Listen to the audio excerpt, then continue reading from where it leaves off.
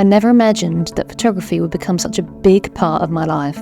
It all started when I got a little compact camera and started filming bands.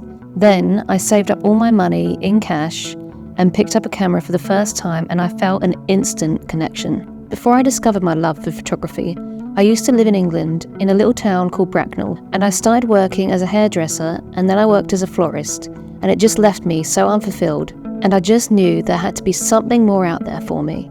Photography became my escape from the monotony of everyday life. I started taking photos of bands, and I also done music videos for them as well, which you can check out down in the description bar below. I started using lynda.com. I self-taught myself and learned the ins and outs of my camera, and I shared my work with others and realised that photography wasn't just a hobby, it was my passion. It gave me a sense of purpose and fulfilment that I'd never experienced before.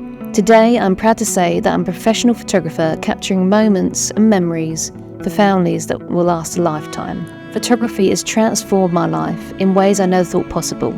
So thank you for listening to my journey turning into a professional photographer.